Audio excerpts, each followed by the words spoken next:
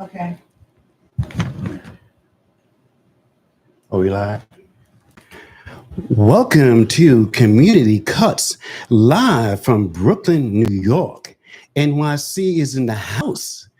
We're hosted by SALON LEAHING, 732 Washington Ave, home of the professionals, hairstylists, and barbers. Let me just tell you something. If you're looking for a great haircut, great hairstylist, you need to stop looking. 718-230-4100. Just tell them Duke sent you. 718-230-4100. Thank you, family. Thank you for another Friday night with us live in New York City. We're going to talk about progressive hypocrisy and what does that mean in our neighborhoods, in our community, in America. Progressive hypocrisy. Thank you. Hi, my name is Melissa, and I live in Clinton Hill. Hello, my name is Joseph, and I live in Bed-Stuy. My name is Peter, and I live in Fort Greene. Peter, start us off, Peter. Okay. Well, I haven't really thought much about what progressive hypocrisy means, but a couple of things that come to mind are just people who say they're doing things for the environment or to, for the climate, and then acting in opposite. Like, for instance, saying, "Oh, I'm composting and I'm making all these trips and I'm making my trips by bicycle or walking and not using the car." But the moment the kids want to go on a Disney cruise, they're willing to completely use up all those tons of oil and pollutants and all that and on the water just to indulge. I guess that's an example of what it looks like to me. Thank you, Peter. I believe that, well, to me, progressive hypocrisy is more so about saying we're trying to live in a world where we want to walk away from capitalistic and living in a world of materialism and consumerism, yet those are the kind of ideas we're constantly perpetuating towards our youth. And for me, I feel like that's where the seeds of the future start. And if we're constantly bringing up the children of tomorrow into a sense of idealism where you have to have things, what kind of world are we creating for ourselves? And for me, like you said earlier, like it's a sense, creates a world that isn't really real. And I feel like a lot of times the world that we're living in now isn't a genuine reality. I feel like we kind of drifted off to what actually makes sense and what actually is logical because it fits what makes us feel more comfortable and makes us feel the way we are. Instead of living in a world that's more daring and challenging, people are constantly creating this false sense of euphorism just to please themselves and just to please those around them and never even have to even reach those places. It's just the fact that being in that constant state is enough. And I feel like that's not really progressive at all. Thank you. To me, progressive hypocrisy is do as I say, not as I do. And just something recently I read, in Brooklyn Heights, there's the area where the fruit streets, like Orange Street, Cranberry Street, very lovely area. And a local church wanted to open up its doors at night so it could be a respite for, from the cold, for the homeless people, I guess for migrants, just so they could have a place to stay. And the people in that area fought against it, and the church backed off because they said, "Oh, it's going to make the neighborhood dangerous. Oh, it's, we have like security concerns." And this is just an example of, we want to open our doors to, migrants. We want them to come. We want to give them sanctuary. But, we don't want to shelter in our neighborhood. Like, you take the shelter. So it's, you take the shelters in Queens, you take the shelter in Clinton Hill. But as long as it's not in my backyard, it's okay. So that's what I mean. Do as I say, not as I do. Like the same thing with all the celebrities. Like they fly these private jets, which, obviously offset a lot of pollution. But then, they'll plant a tree, to make up for that. And that's, I'm going to fly a private jet, but you shouldn't fly that. But also, most people don't fly private jets because they're not that rich. But yeah, okay. Well, those are all good points. And I mean, just getting down to what do we see? Do we see it in our everyday? I mean, that's an excellent example that you just pointed to. I'm just trying to think of others, but certainly what Joseph pointed to, and we saw it in the election. I mean, part of progressive hypocrisy is that we're glued to our phones. And if we're glued to our phones, that's dismissing reality, isn't it? Correct. Also feel like since we're glued to our phones, and because social media was already manipulated before it became as accessible, I just feel like as you were leading on to, and like I mentioned before, like if we're glued to our phones, then that means whatever's presented to us is either real, or if that's the kind of topic we're talking on, then any kind of information that's going to cater to us that is going to give us a sense of confidence, whether it's actually true or not. And I feel like nowadays, because we're so glued to our phones and certain information isn't even real or fact-checked, a lot of people are getting fake videos or deep fakes and thinking that the content that's being spewed out to them is even real, not even knowing that somebody that just wanted to start some type of propaganda or to get some type of like what they call it now is clickbait.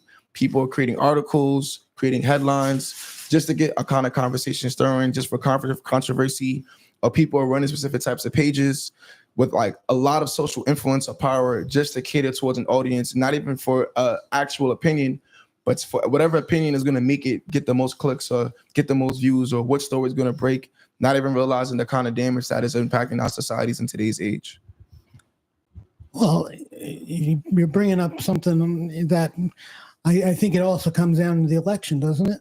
Because isn't that what a big part of what happened? People were deluded into thinking things that weren't real. And so as a result, they voted for what wasn't real. And we see what's happening already. It's already a dangerous situation. And I don't know if that's hypocrisy or ignorance or what you want to call that, but it's certainly troubling, whatever it is.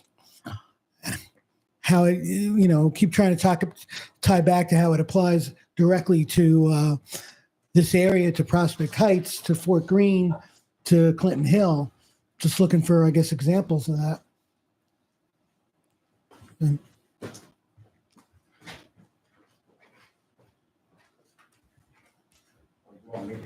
do you have anything?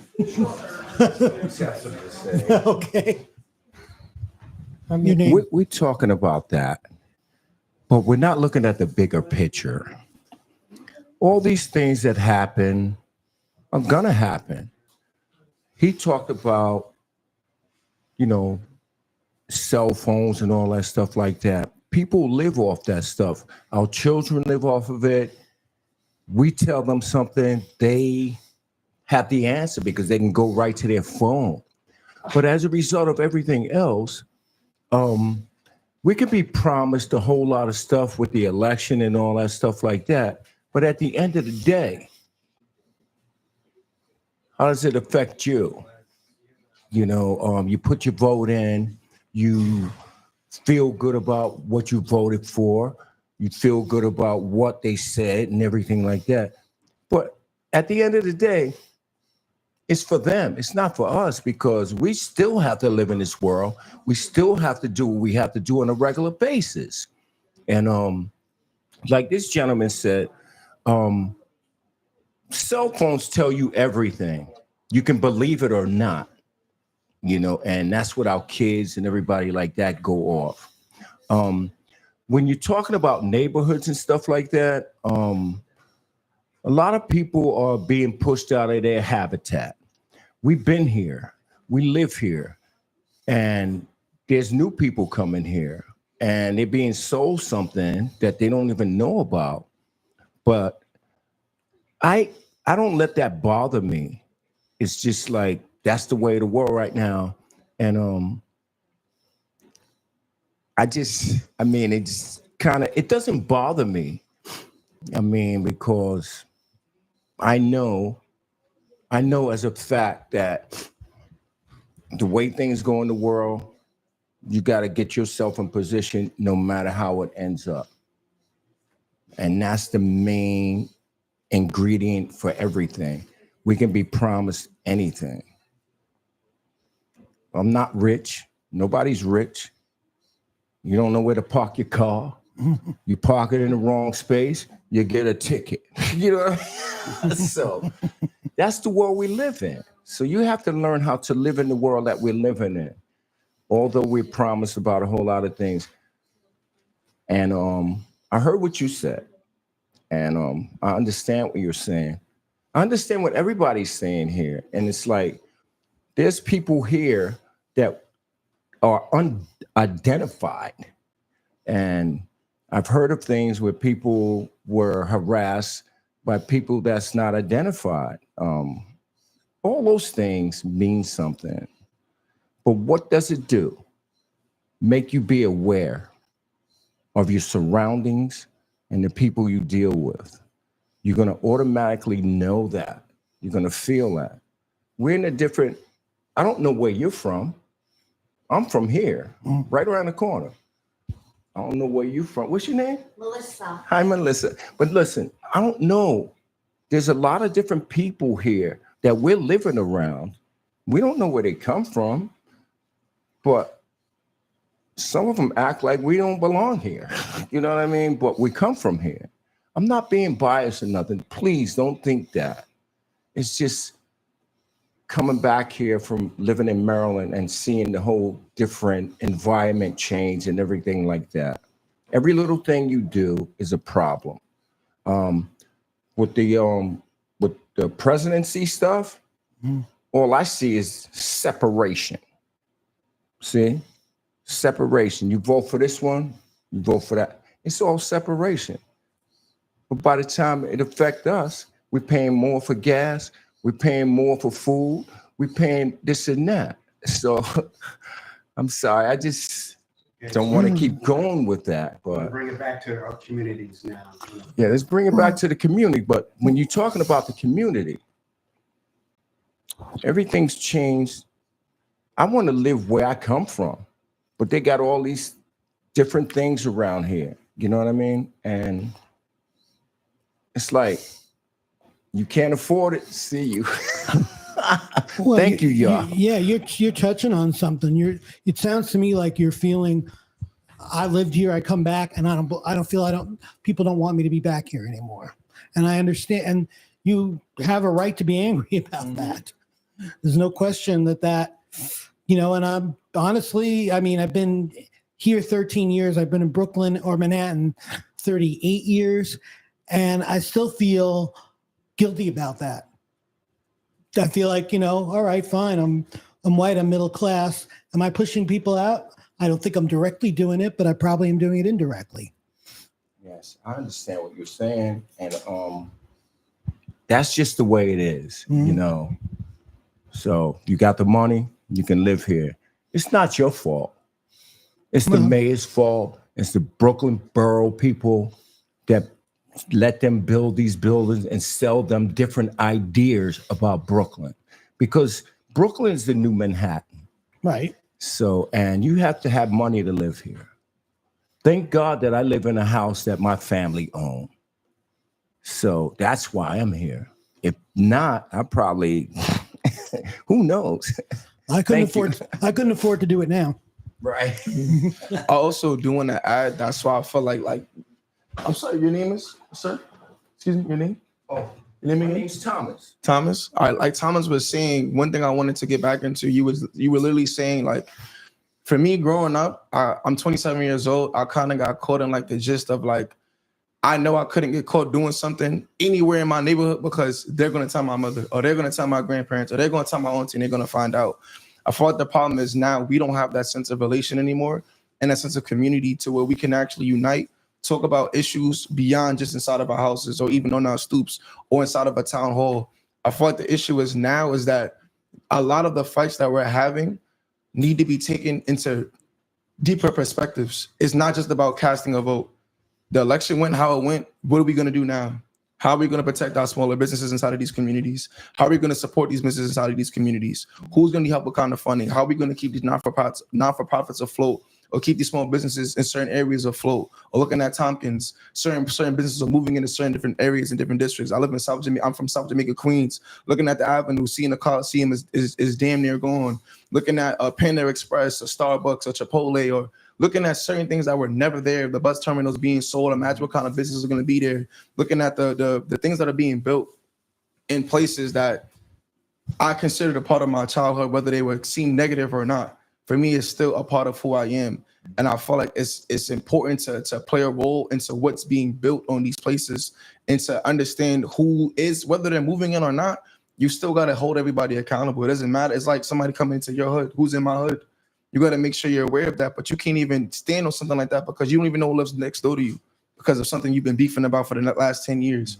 I feel like a lot of us, like, I'm only saying this because I'm younger and I've gotten to a point in my life where I can see the gap of generations to where the youth are so disconnected from the elders that certain information can't be passed down. So now we're inside of a world that we have no knowledge of, but no understanding as well. So now we're constantly talking back or fighting a battle that we've never known, either we've never known existed or don't understand why it exists. And I feel like if we learn to connect those 2 points and find ways of just, instead of people seeing the vote and giving up, how can we reaffirm ourselves and not looking out for just a meal ticket, looking up to just a politician, or looking up to an elective, or how can we hold them accountable? How can we actually come together? How can we grow our numbers? How can we be more effective and focus on things like that? Instead of hitting the woe is me when our people have we've been dealt with way worse. Me being African American, I've been taken from I don't even know where I'm from. So if I came here, I gotta protect that.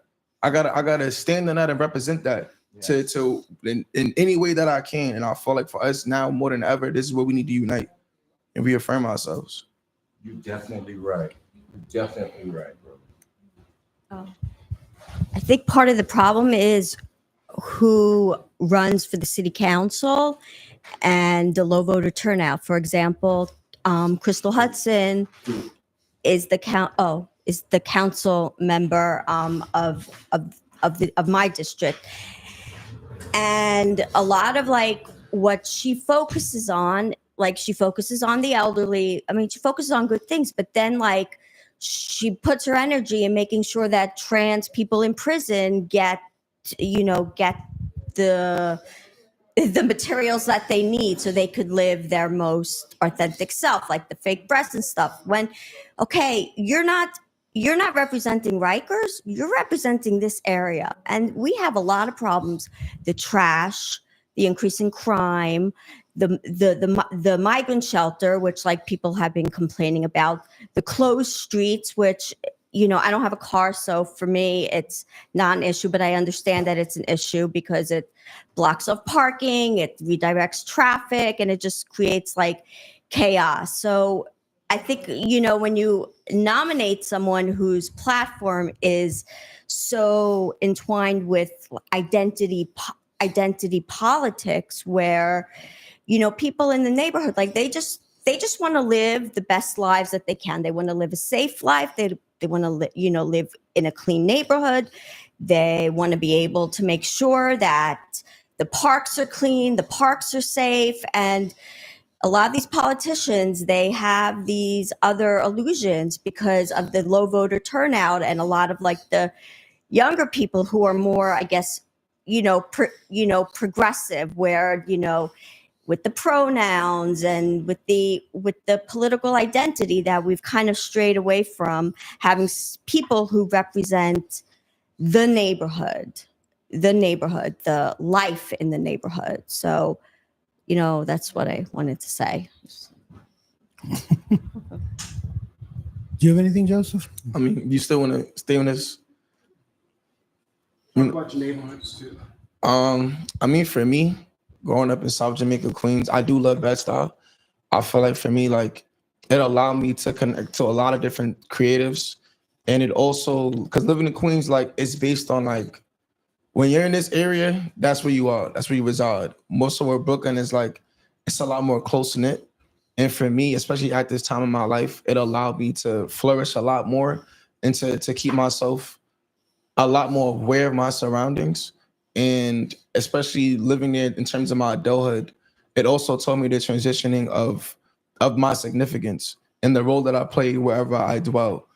And for me, it's just more so about trying to get more people involved in where they live and getting them more involved in their own lives. I feel like the reason why life is going the way it's going is because a lot of people have always given up on themselves. Or for me, sometimes pain is hereditary. Maybe it's because African Americans have carried some sort of distress or this sense of displacement that we've never really been able to feel comfortable, and a sense of frustration that we've never been able to understand. And I feel like now is about the time to like sit back and learn what that is and how to apply that. I feel like a lot of times we look outside or outsource so much that we never thought to look around and see what we actually have in front of us. So for me, I like to talk about the significance of like building genuine community, seeing what's actually needed in terms of like even medical or health and things of that nature. I mean, you bring up something interesting, and I think about this a lot lately. You're talking about the sense of displacement, particularly in the Black community, and people feeling that. And obviously, there's 400 plus years of that to process, and it comes out in all kinds of different ways, and anger and frustration or giving up on yourself and all those things. And I feel like I see that. I mean, I see that in the streets. I see that when people are screaming out, it's whether they're screaming out loud or they're screaming into their phones, it's just like they're powerless and they feel powerless, and this is the only way they can get it out. So and at the same time, to come back to that is people in pain. And then you have, well, someone's going to call the cops and complain about them. And the next thing you know, there's going to be a big problem with the police. So that's kind of a vicious cycle right there, isn't it? I think that what we need to do is to give more people places. I feel like for me growing up, I like sports and arts. Then I heard it changed into cutting edge. So a lot of times, a lot of the programs or the places we felt safe to conjoin with one another, I feel like have either been taken away, shut down, kicked out of wherever they were. I feel like we just need more resources to be invested into. I feel like a lot of times people aren't given the opportunity to have a chance taken on them. And in terms of people who may be, like you said, who might be screaming or something's wrong with them, they get the cops called on them. Maybe they even called the cops and now the situation has been turned on them. I just feel like we just need a readjustment of how we live our lives. We need a readjustment of how we take care of our mental health. We need to do a lot more check-ins with our people. And for me, one thing I learned from one of my professors, his name is Matthew Lau. He was Mexican and Chinese. The first thing he told me was the fact of like, we got into a big argument in the class, but he told me that it's about economic stature first, and then we'll get into race and where everybody else is from. And at first that was hard for me to accept, but then I realized a lot of times people from different cultures or races are facing the same exact problems as us. Or looking even into the migrant situation. For me, I used to work in a shelter. I was an employment specialist. A lot of the migrants, some of them, I won't lie, were aggressive, but that's because of like, they carry a chip on their shoulder. They're still carrying whatever they came from, that kind of energy as well, whatever they were facing or battling out there. And for me, I can relate to that being an African-American man. There's times I'm in certain communities or times I don't feel welcome. So I'm gonna walk around with a certain kind of energy. But then when I understand the world around me, that's not even needed, or that doesn't need to be utilized at this point in my life, I've learned to digress from that. And a lot of the migrants that I've come across are literally trying to either work, escape whatever realities they're from, or trying to provide for their families the best way that they can. And I feel like we need to learn how to understand each other instead of being so worried about how to separate one another. When we all been placed on the same planet, all been given the same breath to breathe, why does it have to be so different? And for me, I'm at a point in my life of how can we have a higher morale for the people around us? How can we find ways to understand those who can't understand us? And even if they don't understand us, how can we find ways to make things make sense to where we don't have to rely on what they believe in? You can't force somebody to see what you see if they're unable to see it. And for me, at that same time, it doesn't mean I have to falter in what I believe in. It just means that I can't look for that point to be a point of access because they'll never be able to see me. And for me, I feel like too much of us rely on that kind of attention. Too much of us rely on a helping hand. And not saying there's nothing wrong with asking for help. I'm a big supporter of that.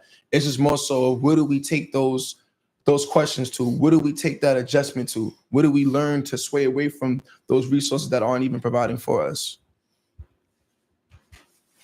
Where do the resources come from? I mean, you're right. One of the things I feel like, I love my little community. I love running down the street and seeing people, but there's playgrounds for the kids. There's a senior center for the seniors, but yeah, I don't feel like I know of where people your age can go, where young people can go, who are just past high school and into adulthood. I don't know. And if you keep building real estate around it, and now even the parks are in danger, or what they're doing with Fort Greene Park or looking to do, knock down trees, make it more exposed, make it more like Paris.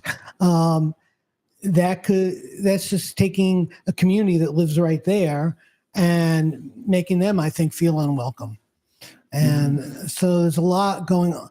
So that is probably a failing that we have. And, Melissa, you pointed to Crystal Hudson. I noticed tomorrow she's having a coffee at some coffee shop on Flushing Avenue. I don't know. I may try to get over there. I'm out of time, but I was wondering, I would be curious to see how many people really turn out, because if the voter turnout is as miserable as we know it to be, where are the people coming from? The town halls have not been particularly productive. Definitely. I mean, she had a town hall meeting. I think it was either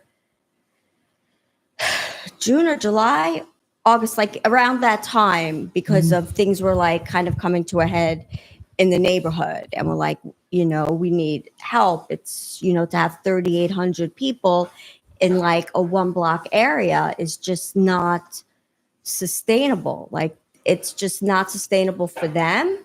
And it's not sustainable for the people who live in the neighborhood, especially those that live on Hall Street at the foot. It's a teeny tiny street, a one-way street, teeny tiny.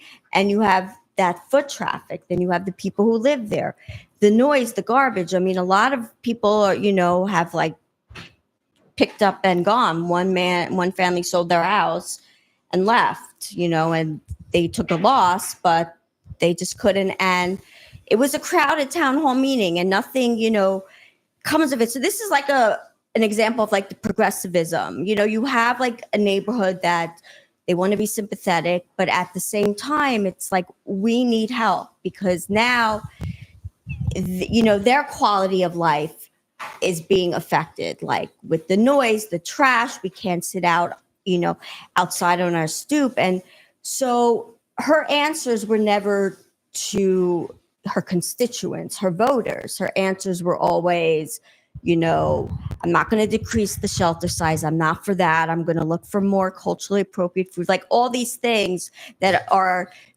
kind of skirting the issue, when it's the people in the neighborhood are like, we need help. Getting another garbage can doesn't solve the problem. And it's kind of very, in my opinion, very progressive to kind of put like like their agenda before the neighborhood. And the neighborhood wants something, and her agenda is something else, and nothing came of it. Nothing. Like, there was a stabbing this week in Steuben Park. I think there's like encampments there.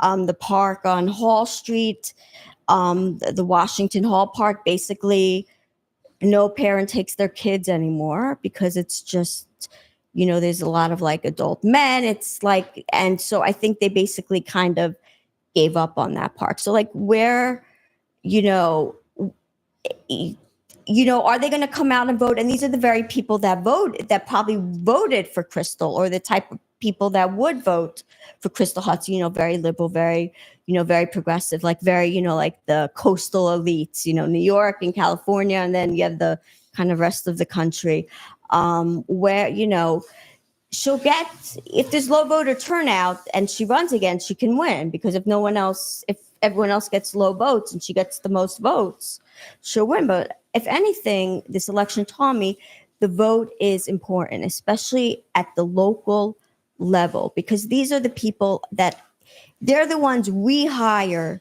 to do our bidding. And in my opinion, she hasn't done anything for the neighborhood. Like, the neighborhood is, it's just, there's an unease in the neighborhood. Okay, granted, I've only lived there for 3 years, but I feel like it's changed already so fast.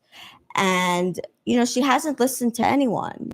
And I think that, I think a lot of people, not just in this neighborhood, but in other neighborhoods, how they voted in this election was because they felt ignored. Like, you have the people in Chicago, they would go to the town hall meetings. They would be like, why are you giving, the African-American community? Why are you giving this, this community center to the migrants? Like, we need a place for our kids to go to hang out. Why are you giving subsidized housing? And they just get faffed off.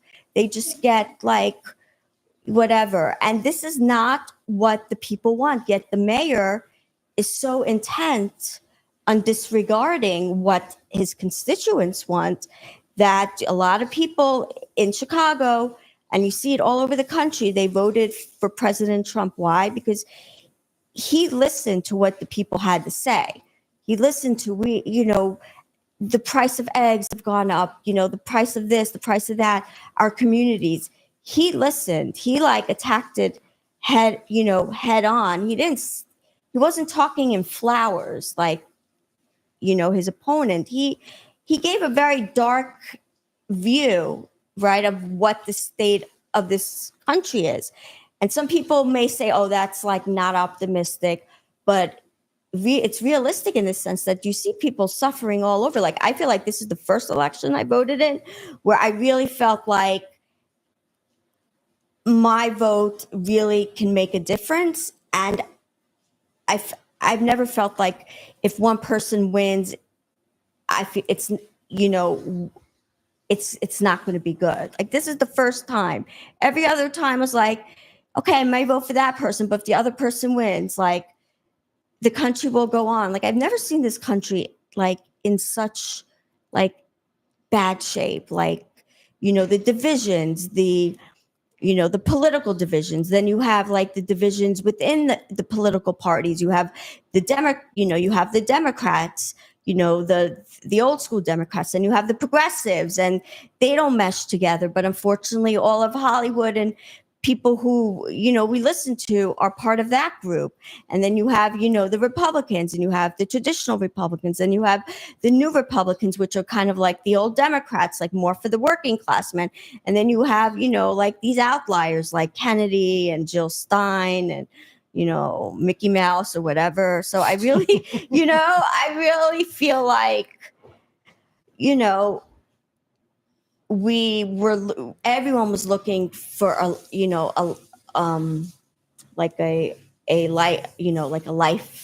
life vest in this election. But it really starts at the ground level, like who we get in to be our council member, who we get in as mayor. Like, those are the people who are our advocates.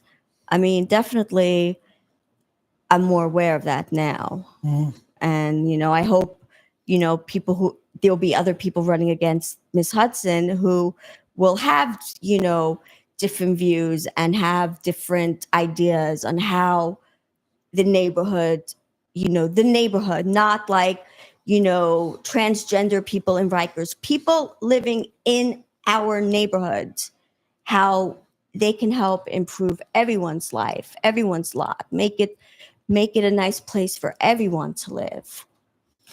It's interesting. Go ahead. Yeah. I don't think it was a Bible.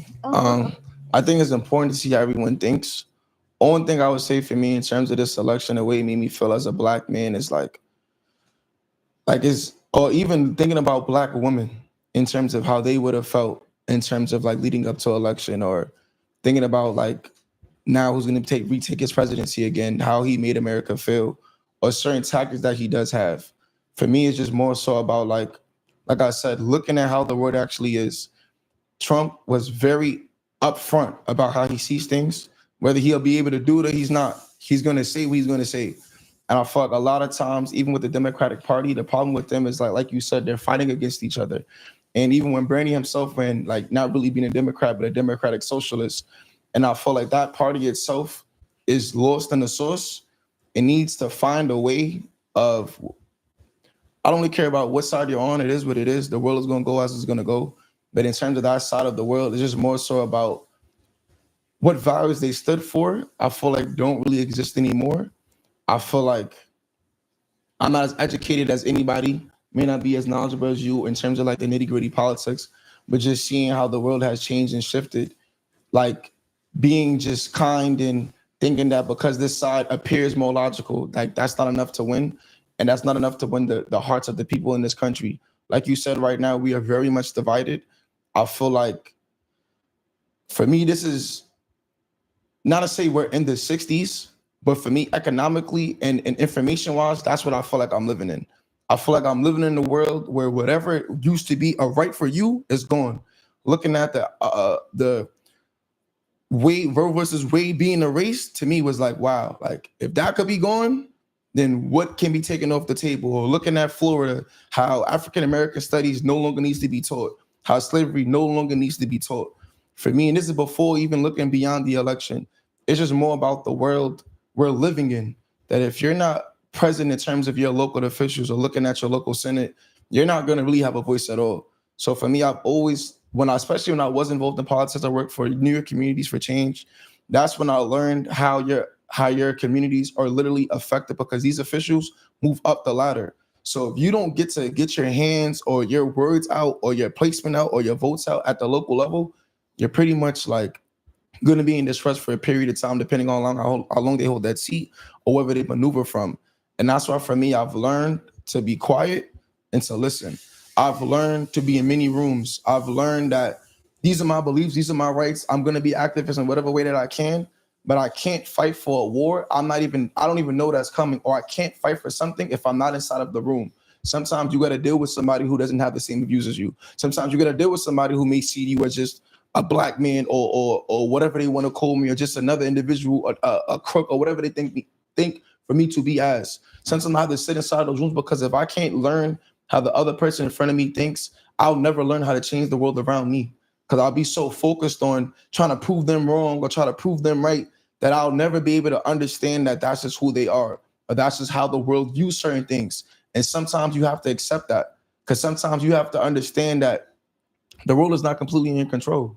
People always gonna have another side to see, but it's more important to sit next to somebody and understand, this is the world that I'm actually living in. This is the reality that I actually have. How do I work within this system? How do I learn to govern myself, to govern my people, to govern my communities? I feel like a lot of people, in terms of low voter turnout, just gave up. Mm-hmm. A lot of them have given up. A lot of them have no more hope in officials at all. A lot of them don't even really want to vote, or they're going to register probably a couple days before the deadline, or whenever it takes. I just feel like, for me, it's just, how do we shift that?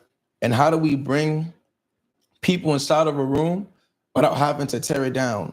Or even looking at like how Camilla took her loss versus how Trump took his loss. If a black man was to incinerate any kind of, even looking at the Black Lives Matter movement, I think it was a phenomenal movement. I just feel like it got capitalized and hijacked personally. But at the same time, we weren't even able to have a protest like that. You feel me? So it's just like, there is a sense of colorism to certain things. I feel like people are given more leeway to others based on their background, based on their gender as well. But at the same time, it's like, how do we still find ways to come together to if we can't unite, how can we compensate? How can we cooperate to the point it doesn't feel like it's a dictatorship, or we're living under a reign of terror, or we're living under a reign? I shouldn't have to wake up to a presidency and think, damn, this is it. Or think about how somebody else feels as well. No question, we are incredibly polarized. Both of you have really pointed that out. I mean, on one hand, Melissa's talking about a community that can't get what it wants on the most basic level from city council. The police are pretty much powerless to do much about anything. And and then Joseph, you're talking about something that actually gives me a little hope, which is the idea that we have to live in a world where people have different opinions about things, and we have to work in the system. But yeah, too many people gave up on this election. I was a poll worker, and one of the things, the process was smooth, almost too smooth, because the turnout really wasn't there. We kept saying, "Oh, they'll come in at noon at lunch. It's a day off, or they'll come in. There'll be a rush at 5:00." It never happened. People stayed away. Oh, didn't a lot of people vote early? Oh yeah, I worked in the early voting. And also mail-in ballots. Mail-in ballots, right? But if you look at the numbers, they were depressed. They were depressed over 2020. So I agree that's what's happening, and it was happening here too. Of course, yes, early voting did a lot to ease it out, to even out the flow, but there was never any huge output of voting where you really had to turn people away. I've heard about in other places where they didn't have early voting, or where they did, and they were like messing with, the authorities were messing with it, and you don't look right, that kind of stuff. But we don't have, with all our problems, we don't have that in New York City, and but it was disappointing. It was frankly disappointing that so many people have given up on the system. I do think the system needs to be revamped. I feel like it's outdated. I feel like even the two-party system, I don't really care for. But unfortunately, we're in a world where if you're not either of those things, you're pretty much not going to win. And you're forced to conform. And that's why there's so much division between parties as well. And because of these things where we have people who are not say above us, as if they're greater than us, but there's people who are literally running things and don't even agree with each other. So if they don't even agree with each other, how are they going to even be able to listen to us if they're already in constant arguments and senses of frustration? So for me, it's just I'm always been big on, but just even me and my own story, I never really cared about who wanted to give me an opportunity. My mentality was, I'm gonna figure it out. My mentality was, this world gave me this, but I don't really care about what the world gave me, because I feel like I deserve this. And I feel like sometimes you got to make your own path. Sometimes you gotta find a way of doing something different and continuously revolutionize. And sometimes you may not be able to see the fruit that you sowed. So for me, it's just more so about how can I educate the generation after me? How can I connect with the generation before me? And how can we form a bridge to where we can actually be connected once again? I feel like it's very important. And you even said earlier, where do we have the resources? Where do we find the people? Is in moments like this. You might know somebody that might be around my age. Yo, I think you should come meet this young man. I think you should come stop by here. It's just more about connecting to each other and having genuine conversation where we get to genuinely learn how people think around us. I feel like a lot of the times we live inside of our heads more than we do in the actual world. And I feel like 2020 was a huge impact of that. But I know you wanted to speak. Oh, no rush. I was just thinking, though, that has been the role of religious leaders, faith leaders in the community. That has been the role of politicians. And it isn't, and because people don't turn out for them and don't trust them as much, they don't attend services, they're not involved in their communities, it's harder for them to reach. And like you said, if we're all living online, how do you connect to people? I'm looking for a job right now, and I'm looking the new fashioned way, I'm going through LinkedIn. But there was a time, you'd knock on doors, you'd make calls around, and you check up on people and ask if they were hiring. You don't get, the walls are up for that. You can't do that anymore. So the same thing must be happening at the community level to leave people so disaffected. I can only imagine how difficult it is. I mean, I'm lucky I have a family, I have, roots in the community, but if you don't, it's gotta be very isolating. And, as far as where that leaves with, and then the ones who have been here more recently and want to have things their way, it's frustrating to see to see things, the structure shift in their direction, and they're honestly, I think, contributing less to the community and kind of living in high towers. And I see a lot of that happening. I feel like it's just due to the world shifting to a platform of social influence. The same way, like, I think that media is a very powerful, it's a tool. A tool can be used for negative or positive. It's a tool. It's something that you use to enhance what you already have. And I feel like for me, the world has just shifted in terms of social influence. I could take a video and pretend or that there's 1,000 people there. So now I look more important than what I actually am. And I feel like because we're seeing things like that constantly to a point where even a like on your profile picture or a like in general or looking at the screen has become so much of a drug to a point that is affecting our chemical balance in our bodies. It's more than just saying social media is taking over our life. It's just the fact that it is our life now. It's like the invention of the cell phone or invention of technology. Either you adapt or you become left behind. I just feel like we need to just be more aware of what we're consuming, of what we're watching, or making sure there's a balance. Even in one of my political courses in school, my professor always made it like a goal that you listen to both sides. Like, you can't just get so caught up and absorbing one side of media because you can't understand what's actually going on in the world. And for me, it's like, I care more about what the reality actually is and how do I imagine it to be and taking those steps to make that happen versus than me being laid back. I feel like my spirit is too rebellious, but I do think COVID, like you said, 2020 impacted the way a lot of people feel, the way they play the roles in their jobs, why there's a lot of vacancy, why there's a lot of either people being overworked and not enough staff to compensate for that. So a lot of people are just tired. So for them, their world is already gone. So like voting never really, like people I feel like we're already like somewhat hesitant with voting. And there was also like some sort of debate with that, with voting in general. But now because people aren't even happy in their actual lives, they don't even have that kind of attention span to pay attention to what's going on, or it's just too much for them. They feel like they're so caught up in living a life that's just too much and so much out of their control that they just giving up completely. And I just feel like it's important to have a lot of moments like this, a lot of conversations like this where people can actually be debriefed and be heard. I feel like the main thing is people aren't being heard and aren't allowed to express the way they feel wholeheartedly and genuinely. And because of that, it's a lot of built up frustration and they're just carrying that around and not knowing what to do with it or how to even properly use it or ways they can use that to bring people together. It's funny, 4 years ago, I would have disagreed with you and said, oh, the system works. See, it really, you can make there's incremental things that are good. Now, I'm not so sure. I'm really, really frustrated with it. I think it's good to laugh too, because you can't take, I don't know, I can't take this world so serious. I can't let something take my joy as a human. I don't really have that much lifespan on this planet anyway. So I can't spend it in lost in despair and darkness. But I'm with you there. I'm a lot closer to death than you. But yeah. But yeah, but I do like being here. I feel like I can just assume I'm the youngest in the room right now. For me, it's just... Well, I'm 61, so... You look amazing as well, but... You don't have to give your age, Melissa. But I do find it very comforting to be able to have discussions like this with lack of prejudice. I feel like a lot of people just aren't really heard.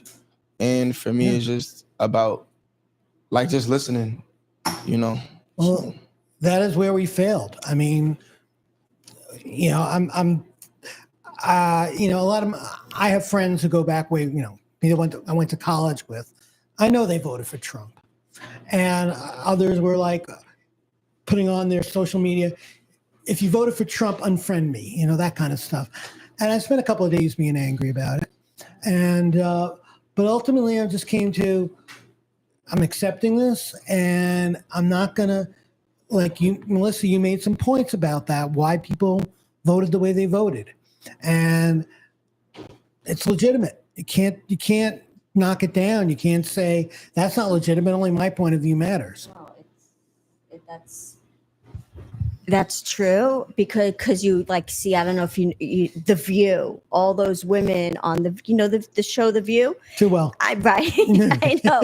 I mean, they were just like bashing everyone they could, like blaming every demographic. I mean, just I saw clips, I don't watch it, but every demographic they possibly could. It was the Latino man, then the next day it was the black man, then the next day it was the uneducated white women, and then the next day it was this. Like, you know, these are women who live in the ivory towers. They make millions of dollars. Like, they don't have to deal with like everyday problems that we have to deal with. And I think like they just totally dismissed a huge part of this country that, you know, went to the ballot box and voted for Trump. And I think voting is very sacred. I think it's private. And if you want to say who you vote for, that's fine. But I think like whoever you vote for, like that is your right. And you have like people on air, people who we go to for news that are just, they've been spending the past week just yelling and ranting and screaming at, you know, every possible demographic, like to lay the blame when the blame is in the Democratic Party. Because what that party did is, if, you know, you have Oprah, you have Beyonce, you have Julia Roberts saying, you know, like, as a woman, you don't have to tell your husband who you vote for, like vote secretly. Then, you know, you have, you know, President Obama say, you know, come on, like you have to vote for this. You know, everyone's like being pulled in different directions by people who we would consider as elitists, people who, you know, are millionaires, who have every possible, everything at their fingertips. And I think it's really disgusting that all these people, like, first of all, they all are radio silence, but did you have people like on MSNBC and on The View and all others, like blaming the Americans, blaming voters for who they voted for? Like, that's disgusting, because you're basically saying that that Americans aren't intelligent enough to make a decision, and that Americans don't have grievances, and Americans could have voted for this person and that person, but to disregard and that is like, I think also like one of the progressive ethos is just, you know, they keep saying, oh, the other side they're fascist, they're this or that, but they're the ones that suppress speech a lot. They're the ones that go after you if you don't think like them, when this is a country where we all are individuals and we all have the freedom of speech. And, you know, we see that. And I think just seeing what transpired after the election, and just seeing you know, Americans being told like, you're stupid, and you having the finger pointed at you. It's not your fault. It's not my fault. It's no one's fault. It's the party's fault, because the party became so to the left when Americans are generally more in the middle, right? Like, if you are more middle ground, they could go either way. But, you know, in the end, what do we care about? We care about our home. We care about our family. We care that we have enough to eat, that we care that we're safe. You know, we don't, you know, other things are tangents, but this is what we care about. Like, we don't care about who Oprah says to vote for, right? Because Oprah is, you know, she's a billionaire, right? She's up here. Well, do we care what Beyonce says or J-Lo says? No, they're entertainers, but, you know, it's easy for them to tell us what to do, because they think that they have the power and they can manipulate, you know, someone's mind. But the Americans are intelligent enough to make the decision for themselves, regardless of who they voted for. So I'm not sure how we got on to this topic. It's all right. We're gonna do a little Q&A now. Tangents. Okay. A little Q&A. What are you looking for in your neighborhood? If you could talk to the politician. Opportunity is not enough. You guys want to cut budgets way too much and don't have any faith in the youth, and expect the youth to just come with bright ideas and for us to become these people. And I'm just gonna be honest. I'm really talking to the African American demographic. We need a lot more resources. We're already growing into a world where we lack immediately from the day that we're born, where our expectations are higher. We have to work way harder, 10 times harder, especially if you're a Black woman. And we just need a lot more resources in terms of grants, opportunities for school, ways of making sure our kids stay inside of school, programs where when they're leaving school, that there's something conducive for them to do outside of it, and finding ways to modernize the time as they grow up, and changing the way that we're being taught as well, and giving educational professionals the ability to change what's inside of their classroom instead of them having to teach what's administered by people who don't even sit inside the classrooms and know what's going on inside of our classrooms. Q&A, you're next. Well, I would agree with Joseph completely about schools. I think that we have the basis of having good schools, but we have a long way to go in order to make them be real. I mean, to make them be real beacons of education. Kids are going in and getting lost in the system too many times.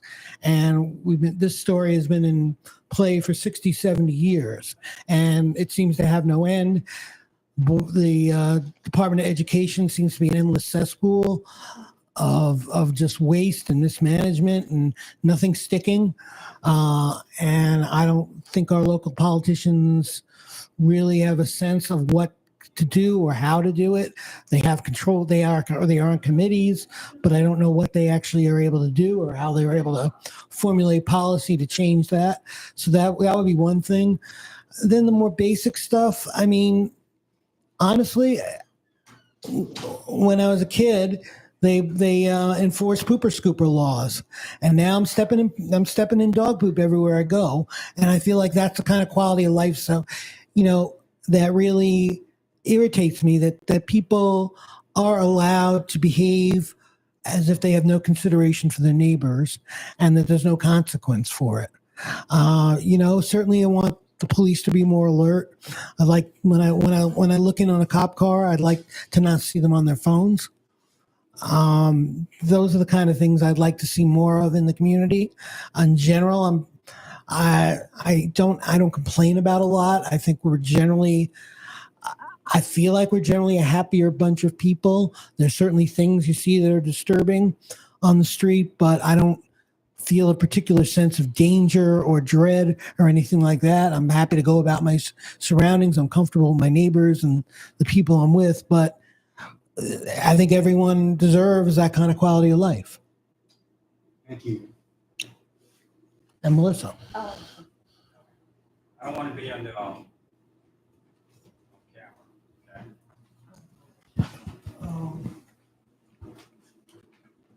Okay. I just have one question, and I'm going to make it plain. And if we can get a short, simple answer, that would be great. What is the number one reason why the Democrat lost? Oh. They did not speak to the people. They did not answer the questions.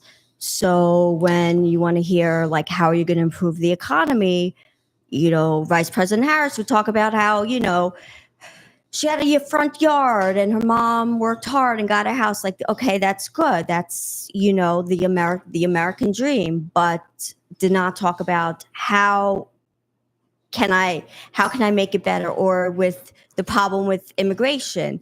Didn't address it at all. Just basically, said everything is fine.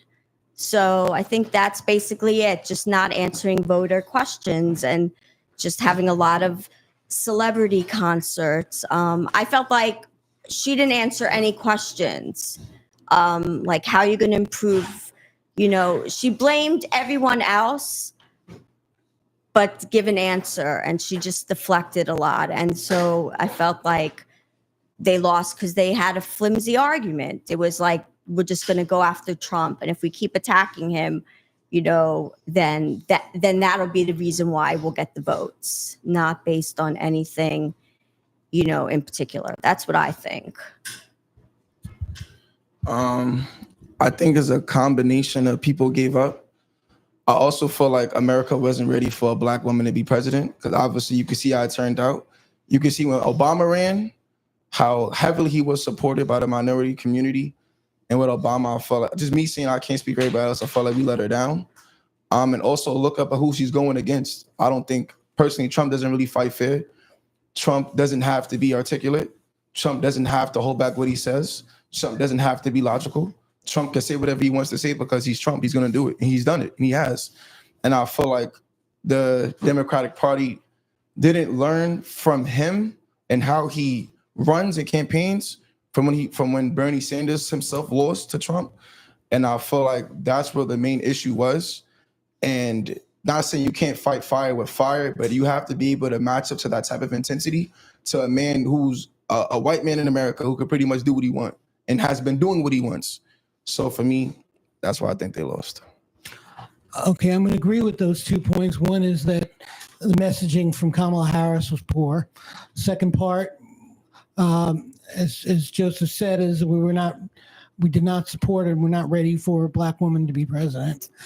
But the third thing I will add is the two more things I'll add. One, the economy for the people who voted for Trump is not a good economy. We can claim it's a good economy. We can claim low unemployment, but what does that really look like? What kind of jobs do people really have?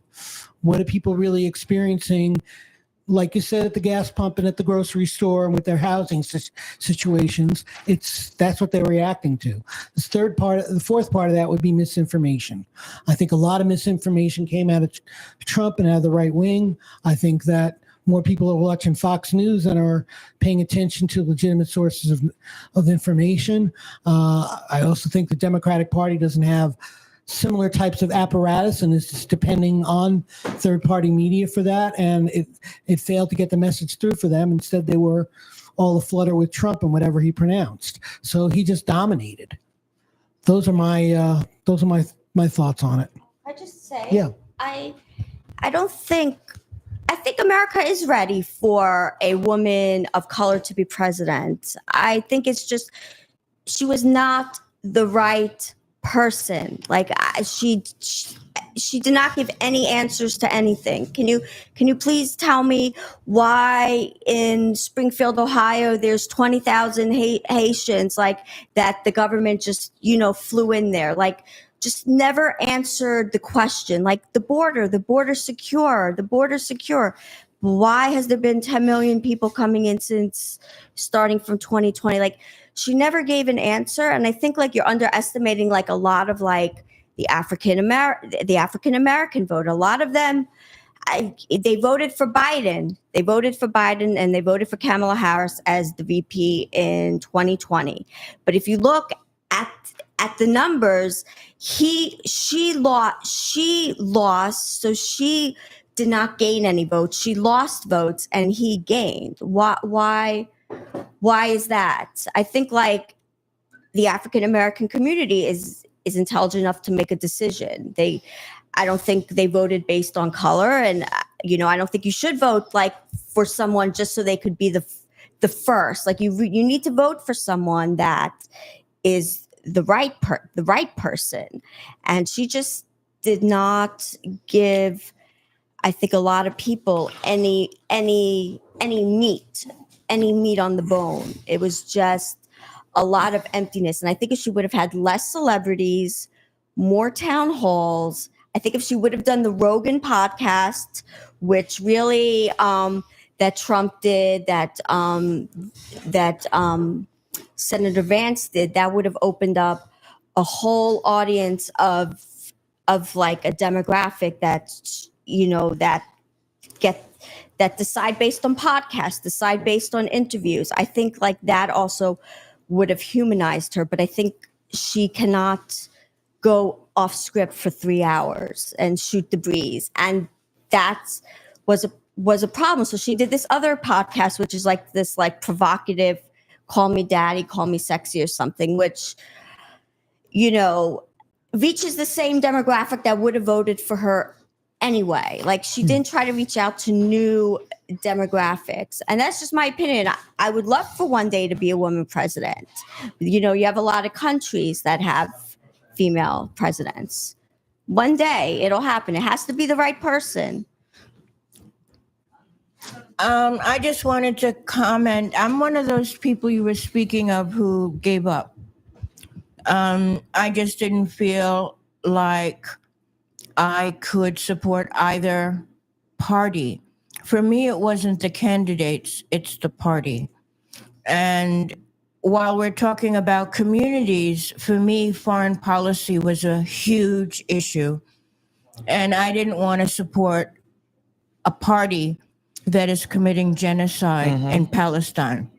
So for me, it wasn't about the people at all. And I believe that the Democratic Party is the manipulative one. They've been sending all this money overseas. There's no money for what we need in America. And I don't feel like the Republican Party is more corrupt than the Democratic Party. I think the Democratic Party is actually more corrupt, in my opinion, because of the fabrications, the lies that have been going on, and the fact that the way that they dominate the party. You know, they decided they wanted Biden and they pushed everyone else out. People are not going to leave, are not going to go against that because they know their careers will be over. You know, they smashed Bernie's campaign. And I don't think Kamala had a chance to give her opinion. I think she was being scripted, and that concerned me because I felt that as president, she would also be scripted, just like Biden was scripted. Biden lost his senses at least a year ago, and yet somebody's making decisions behind the scenes. And I felt that Kamala was being set up to be that figure that and was going to just take actions that are being dictated by people behind the scenes, whatever, the deep state. And I didn't want that genocide to be on the heads of Black people because ultimately that's what it would be. So that's how I felt about it. Thank you. No, there's no question she was scripted. They both were. And Biden staying around also helped to do her in. I mean, if he had gotten out in 23 or late 22 instead of not running again, it would have been an open competition, which she would have or would not have competed in. And I think we would have seen a very different election situation this year. Whether it was Whitmer or Shapiro or any of the others, it would have been a different scenario. And they didn't. And you're right, the Democratic Party did not allow that to happen. And that is one of the things that they are going to have to take a look at and be accountable for.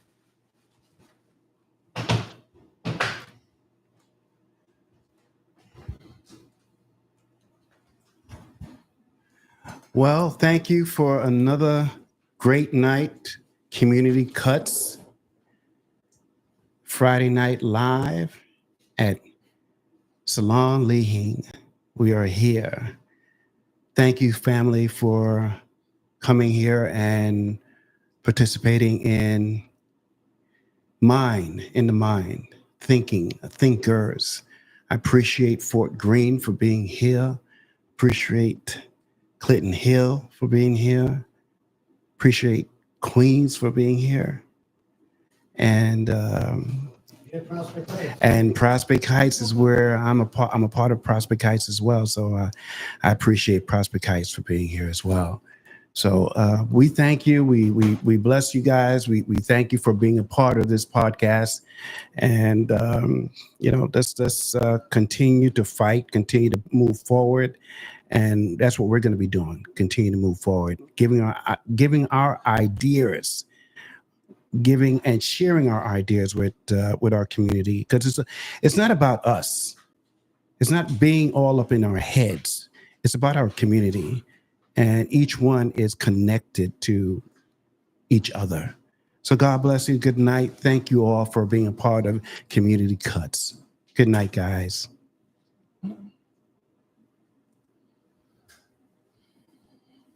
Okay, go.